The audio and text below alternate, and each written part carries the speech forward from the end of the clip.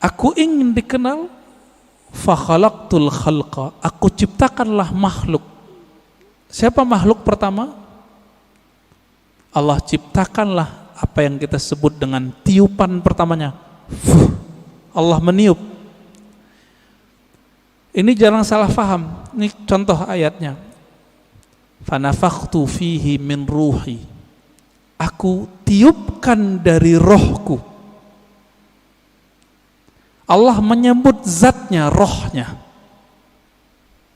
Maka Allah menamakan zatnya dengan roh, ruh.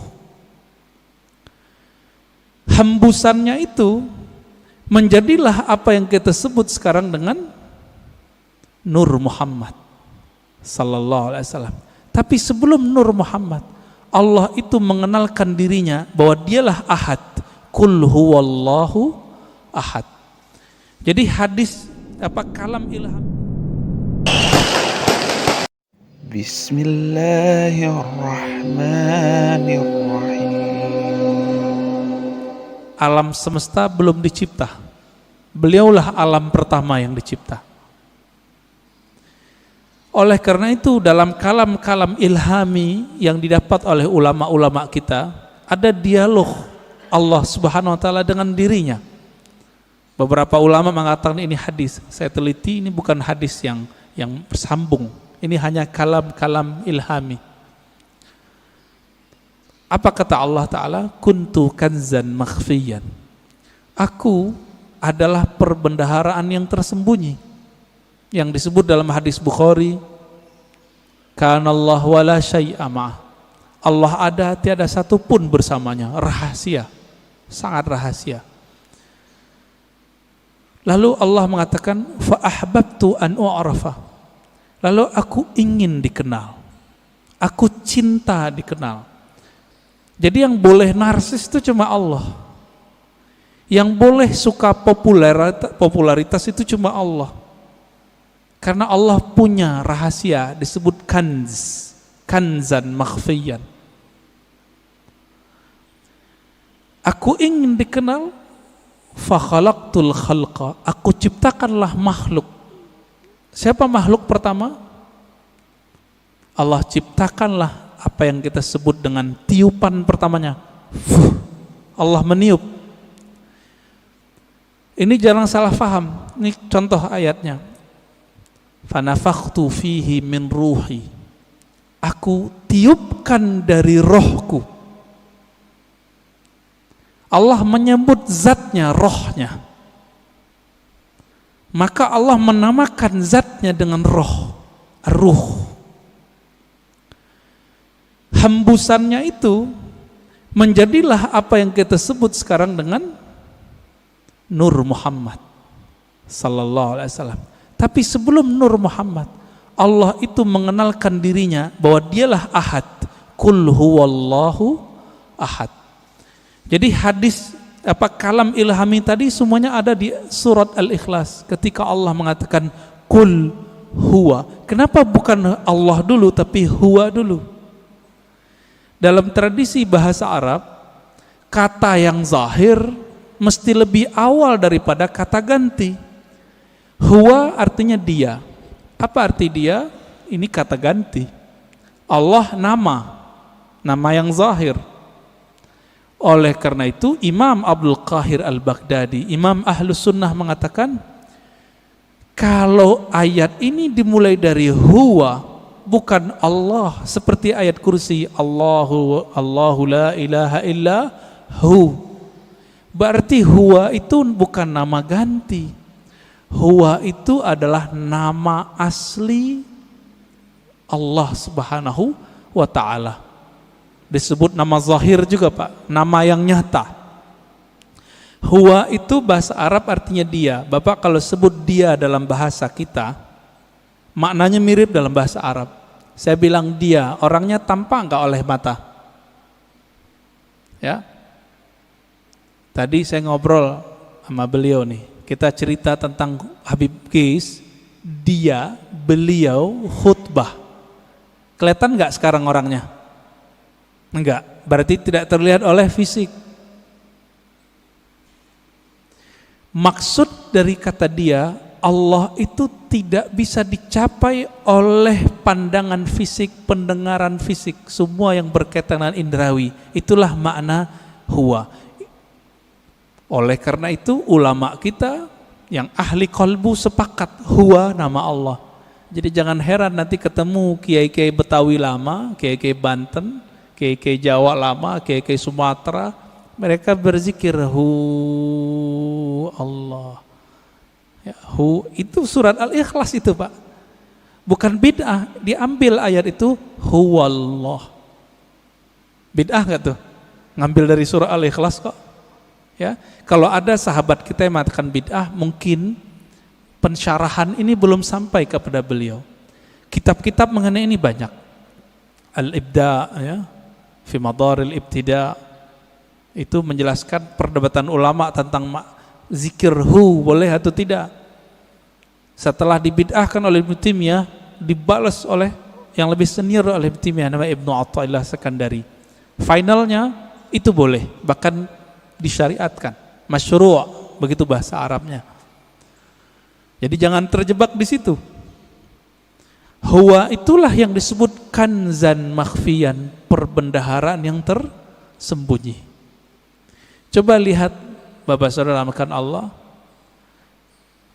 Allah itu dalam surat Thaha berkata kepada Sayyidina Musa, "Hei Musa, innani anallah." Masih ingat? Ayat 14.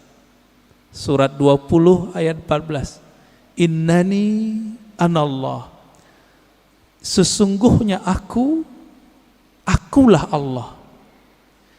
Berarti Allah menyebut di sini nama zatnya dengan ana. Sesungguhnya akulah Allah. Maka Nabi Musa diperkenalkan oleh Allah dengan nama yang baru, Allah. Itu sebabnya orang-orang Yahudi memanggil Allah itu dengan panggilan El. Allah itu bahasa Arab, Pak. Dalam bahasa Ibrani, El. Siapa yang menjelaskan ini? Ada tokoh orientalis dari Australia, tetangga kita. Namanya Arthur Jeffrey. Bisa 19 bahasa, Pak. Tapi sampai mati dia nggak percaya Quran dari Allah. Meneliti Quran, meneliti hadis, tapi nggak percaya bahwa Al-Quran dari Allah. Emang hidayah itu nggak masuk ke akal, hidayah itu masuk ke kolbu. Jadi kalau Bapak ngaji, diakal-akali, itu dalam pikirannya nolak terus tuh apa yang saya katakan dari awal sampai sekarang. Maka kalau ngaji, jadikan akal itu tunduk kepada kolbu. Kolbu itu mainnya dengan rasa. Rasa yang dipakai oleh kolbu berbeda dengan rasionalitas yang dipakai oleh akal. Banyak ya. Teman kita nggak pernah merasakan khusyuk, dia bilang mustahil khusyuk. Dia nggak pernah coba, dia bilang nggak ada. Ya, sama kayak orang nggak menikah, nggak tahu nikmatnya malam pertama, dia bilang nggak ada tuh nikmatnya nikah. Mirip-mirip begitulah kira-kira. Bapak Ibu Saudara makan Allah. Jadi ketika disebut huwallah, huwa itu adalah perbendaharaan yang tersembunyi. Lalu Allah mengenalkan dirinya menjadi Allah. Nah, proses dari huwa ke Allah ini panjang.